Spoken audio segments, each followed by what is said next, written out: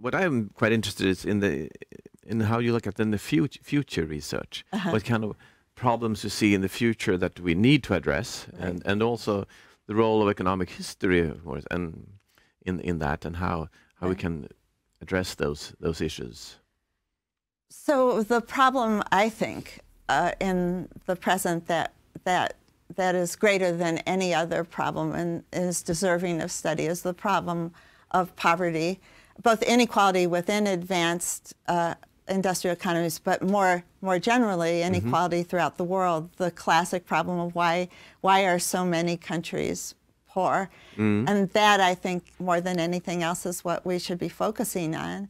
And of course, history is important, because if we want to think about how countries around the world today can become richer, a good starting place is how countries that were poor but rich, but are rich now, poor once upon a time but rich now, made that transition.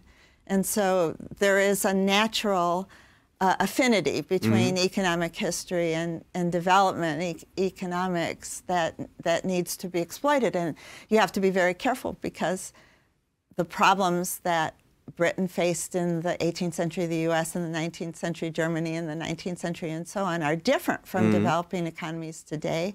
The technologies are different, as we just talked about. Scale is much less important now. But if we're very careful about thinking about the past, we can understand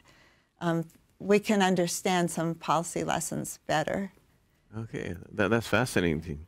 So to our scientific and policy audience, then, what would be some of these issues you would ideally take up, or people would take up to start this process of? I mean, people have been doing research on development a lot, but today it's a more a global problem. Right? It's a more global problem. Yeah. So there were two competing models of economic development. One that were, at least in the policy sphere, at loggerheads. One was the so-called Washington consensus view, which was if you should emulate the Western countries and then you will be successful. And the other was what's often called the Beijing consensus, which was that governments had to play a much more active role in shaping economic development through industrial policies. And that Beijing consensus was often supported by a kind of cursory look at history. So Ha-Joon Chang, for example, argued that Western European nations had really had very different institutions when they developed, and then they were kicking away the ladder for, that he has a book with that title, Kicking Away the Ladder for Today's Industrializing Nations, Developing Nations, and denying them the same tools that the West had used to develop. But that's a very cursory look at history. So one example he gave was tariffs. Well, he said the West is imposing free trade on developing nations today, but they did not develop in a regime of free trade. Well, that's true, right? But then we need to be a little bit more careful. We need to see, well, all right, yes, the U.S. developed with high tariff barriers.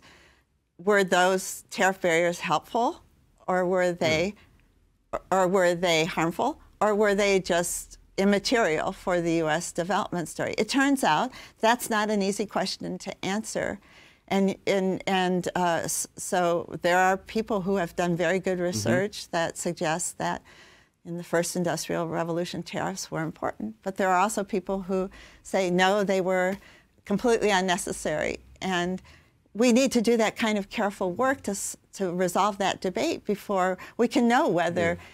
What you're saying is something like that. We really have to. What we really learned in this process of tariffs and then getting away with tariffs since WTO and so on, and already 1948, of course, with the UN and Charter and so on. Right. What did we really learn? Right. And that's the.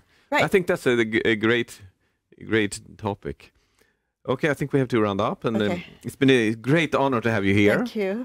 And we really hope that you will be back. And thank you so much. Thank you. It's a beautiful city, and I've enjoyed my visit, and I'd love to come back.